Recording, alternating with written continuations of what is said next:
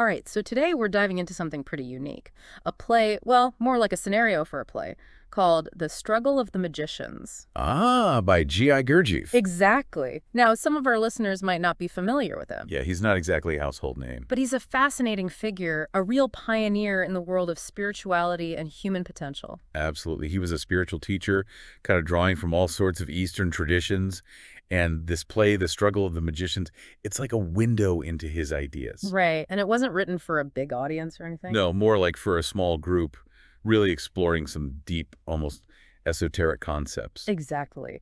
And just from what I've gathered, this play, it really delves into some heavy stuff, magic, human transformation, Mhm. the struggle between good and evil. Oh, all that. And it's all set against the backdrop of this really lively Eastern marketplace. Which, from the description in the play, sounds incredibly vivid. Oh, it is. Act 1 opens with this really detailed picture of a bustling marketplace in the East, like a huge commercial town. And it seems like he's intentionally creating this scene with all these different kinds of people. Oh, yeah. Persians, Afghans, Hindus, Buddhists, all sorts. Going about their day, interacting, trading. It's really like a snapshot of humanity, a real crossroads. Yeah, it's almost like a microcosm of the world itself. And it's in all this hustle and bustle that we meet two characters who will be really important. Who are? Ghaffar, who is a wealthy Parsi, Okay. and Zainab. She's a young woman of Indo-Persian descent. And when Ghaffar sees Zainab, he's instantly, captivated. Of course he's drawn to her beauty. Oh, yeah. But it seems like there's more to Zainab than meets the eye, right? I mean, we see her early on giving to the poor and showing compassion to this beggar woman who has a sick child. You're picking up on something important there. Her actions, even in this first act, they show a depth of character. She's not just a face in the crowd. There's something deeper about her. It's almost like Gurdjieff is hinting at some kind of spiritual quality in her, especially when you contrast her with Ghaffar, who, at least initially, seems driven by, desire, possessions. Exactly. He's very much of the material world. Yeah. And then, to add another layer to this whole thing, there's this revered dervish who shows up Oh, yes. right there in the marketplace, reciting verses about God and human perception. Sets the stage for a lot of the themes to come. Okay, so we've got this dynamic marketplace scene, this wealthy guy smitten with a mysterious woman, a beggar woman with a sick child, and a wise dervish spouting profound verses. Where does Gurdjieff take us from here?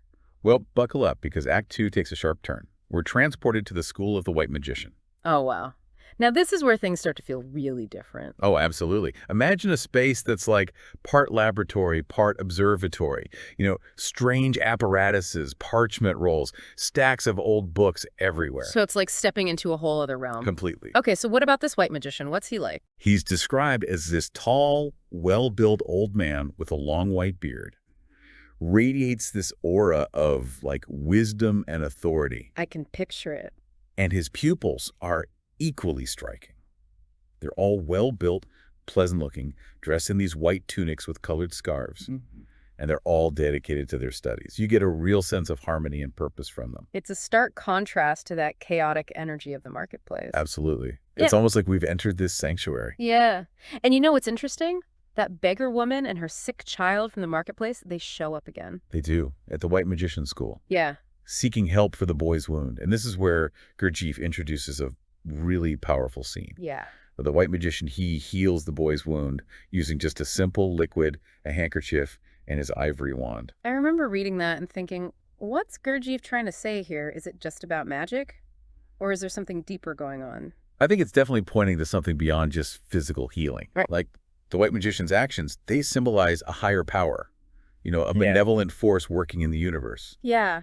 And the fact that he uses such simple objects, it's almost like Gurdjieff is suggesting that the tools for transformation are all around us if we just know how to use them.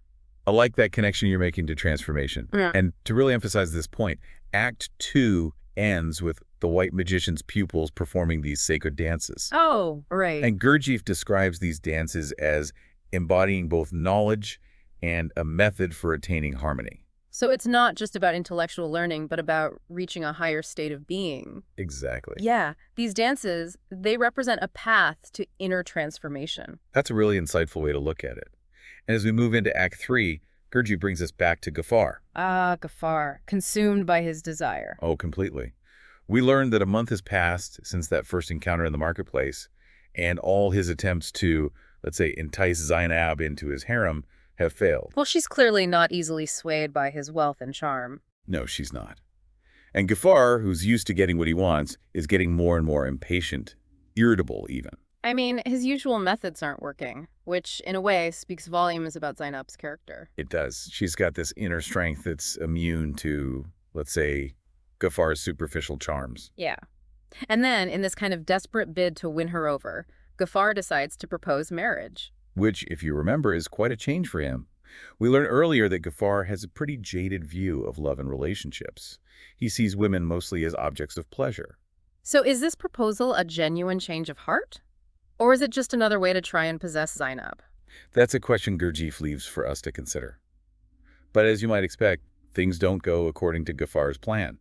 His relatives try matchmaking. Of course they do. And Zainab, she firmly rejects his advances. Well, she's clearly a woman who knows her own worth. And this rejection, it sends Ghaffar spiraling. He's used to getting his way, and her defiance just throws him completely off balance. So how does he handle this blow to his ego? Does he just accept her choice and move on? Well, he doesn't, no. In his desperation, he turns to Razula. His confidant. Yeah.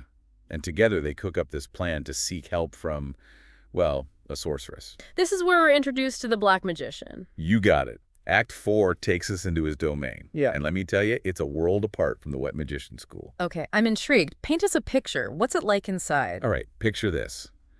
A dark, ominous cave. A blazing hearth casting creepy shadows.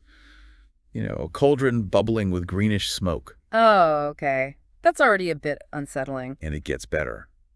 There are stuffed animals, human and animal skulls, a boa constrictor slithering around, black cats prowling in the shadows. Yeah, that's definitely a different vibe than the White Magician's place. Oh, absolutely. And the Black Magician's pupils, they're nothing like the White Magician's either. In what way? They're described as having this unpleasing appearance, some even deformed, with these sharp, angular movements. And their attitudes, they're hostile, even towards each other. There's this constant feeling of discord, of darkness. It seems like Gurdjieff is intentionally contrasting these two magical traditions. Like, the White Magician represents healing, harmony, and the Black Magician, he's all about manipulation and control. Makes you think about the choices we make in life, the paths we choose to follow. You're absolutely right. And as we'll see, these contrasting forces, they're about to come head-to-head with Ghaffar and Zainab right in the middle. So we left off with Ghaffar and Razula heading into this lair of the Black Magician, seeking help to manipulate Zainab. What happens when they get there, to this cave? Well, you can imagine they're both pretty fearful, desperate even. Right. They beg the Black Magician to bewitch Zainab, make her fall head over heels for Ghaffar. But the Black Magician, he's not so quick to jump in.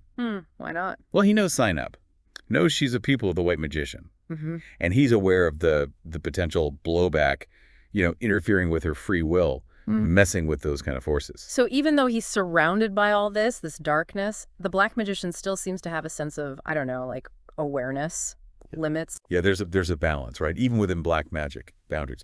But Ghaffar, he's so fixated on Zainab, he offers the Black Magician something powerful. What's that? A silk handkerchief, one that was recently in contact with Zainab. Okay, so like a token of love now twisted into a tool for dark magic. Exactly. And the Black Magician, he's tempted by this offer, agrees to do it, the spell. And what follows is this really disturbing ritual. Like what kind of ritual? It involves a clay figure, hypnotic chants, a whole chain of people all connected, and this growing shadow of Zainab appears above the cauldron. It's like he's drawing on the energy of all these people to influence her. Yeah, there's this idea of interconnectedness that Gurdjieff really emphasizes. Right. Our actions, our energies, they have this ripple effect, impacting others, even unconsciously. Wow. Yeah. And so what happens? Does the ritual work? Well, the energy in the cave, it builds and builds. It culminates in these explosions. Everyone's exhausted. The cave is plunged into darkness. This is some serious stuff. It feels like Ghaffar is playing with fire here. What are the consequences going to be for him, for Zainab? That's the question that lingers as Act 5 begins. And we're back at the White Magician's School. There's this sense of unease, like something's off. Something's wrong. Yeah. The White Magician, he immediately notices that Zainab is gone, He can just sense it. like a disturbance. And soon enough, Hala, Zainab's confidant, she rushes in, totally frantic, distraught. Yeah. She tells the white magician about Zainab's, her strange behavior, her sudden disappearance with Razula. Okay, so what does he do? Does he, like, confront the black magician right away? He doesn't. He's more deliberate. Mm-hmm. Remember, the white magician, he's all about wisdom, understanding. He knows a direct confrontation won't help. So he turns to one of his most powerful tools, hypnotism. Okay, hypnotism. Now, that sounds a little out there. Yeah, but for Gurdjieff, hypnotism wasn't just a stage show, right? It was a way to access deeper levels of consciousness, see beyond the surface. I see. So the white magician uses hypnotism to... He induces a trance in one of his pupils, Okay. allowing him to actually witness what's happening to Zainab. Wow. So he's, like, projecting his consciousness, seeing through someone else's eyes. It's Gurdjieff's way of showing us the potential of the human mind Right. to go beyond its limits. And through the hypnotized pupil, we see Zainab, she's struggling against this powerful, this externally induced desire.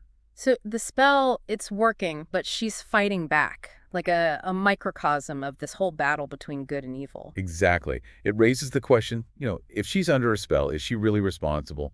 Where does free will end and outside influence begin? That's a question for the ages. Gurdjieff, he doesn't offer simple answers, but he shows us what can happen if we give in to manipulation. Let our will be overridden. Okay, so what happens to Zainab? Does she break free? We see her in a room, just torn between her own will and this overwhelming desire that's been planted in her. She resists, with everything she's got. But eventually the spell, it's too strong. She gives in, accepts Gaffar's jewels, agrees to go with Razula. It's heartbreaking. Like, a part of her is being overshadowed by this dark magic. And Hala, she's devastated, right? Mm-hmm. She goes back to the white magician, desperate for help. He knows how serious this is, and he prepares to counteract the spell. So it's like a showdown. Light versus darkness. What does this counterspell involve? It's another elaborate ritual. Specific objects, incantations, the focused energy of all his pupils.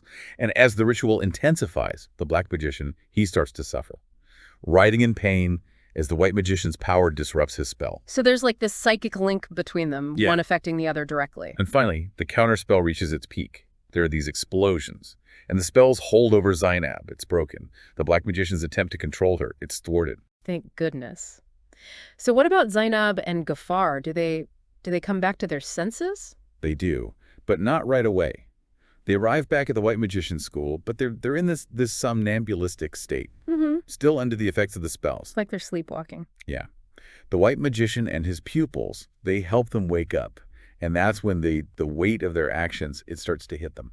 I bet they're disoriented, confused, like waking up from a nightmare. Absolutely. Zainab, she's instantly overwhelmed with remorse, throws herself at the white magician's feet, begging forgiveness for what she did under the spell.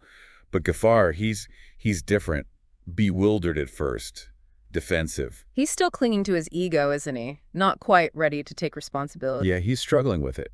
But the white magician, he doesn't judge him. Instead, he decides to teach him a profound lesson about the law of fate. Ah, so this is where that line comes in. As you sow, so shall you reap. That's right. He explains to Gaffar how our present actions, they shape our future. The consequences of our choices, good or bad, they ripple through time. So he's not just talking about, abstract karmic principles. No. Gurdjieff takes it further to really make Gaffar understand. The white magician shows him two visions of his possible future. Oh, wow. So actual glimpses into potential outcomes. Yeah, it's like alternate paths. What do they show? Well, in the first vision, we see Gaffar as an old man, surrounded by loved ones, respected, admired, his life full of joy, fulfillment, the kind of life he could have if he changes his ways. So like what could be if he makes the right choices. Exactly. A life of genuine connection, inner peace. Powerful stuff. But then the white magician shows him a second vision. And this one's different. We see Gaffar as a miserable, lonely old man, rejected, scorned by everyone, the path that awaits him if he stays on this selfish, manipulative road. It's a stark contrast. Like, Gurdjieff is really driving home the point that our choices, they have consequences, not just for us, but for everyone around us.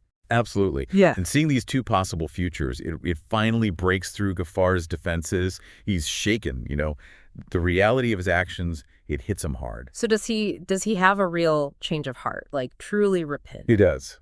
The play ends with Gafar at the white magician's feet, expressing genuine remorse. Zainab, she's forgiven, back on her path. She stands beside the white magician, and around them are all the white magician's pupils, like this community of support, guidance. It's a beautiful image of redemption. It shows that even someone like Gafar, who went down a dark path, he can still find forgiveness, transformation. Yeah, there's always hope.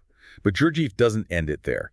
As the play closes, the white magician, he offers this final message, Yeah. something that runs through all of his teachings. He says, Lord Creator and all use his assistants, help us to be able to remember ourselves at all times in order that we may avoid involuntary actions, as only through them can evil manifest itself.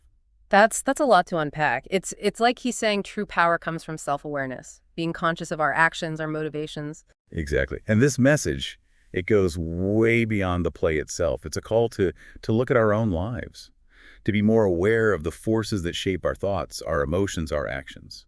So in a way, this struggle of the magicians, it's something we all experience internally, like that battle between our lower impulses, like Ghafar's desire to control Zainab, and our higher aspirations, like the white magician's pursuit of harmony and healing. Exactly. And Gurdjieff, he gives us a way to understand this struggle. He shows us what can happen if we choose manipulation, control, and he reminds us of the power of self-awareness, of conscious action. You know, listening to all this, it makes me think about how often I'm just on autopilot, going through the motions without really thinking about the deeper impact of my choices. I think we all do that sometimes. We get caught up in the day-to-day, reacting without really being present, conscious.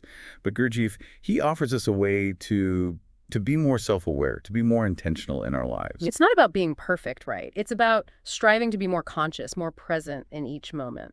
That's it. It's a journey, a constant process of learning, self-discovery, and that's what's so inspiring about Gurdjieff's work.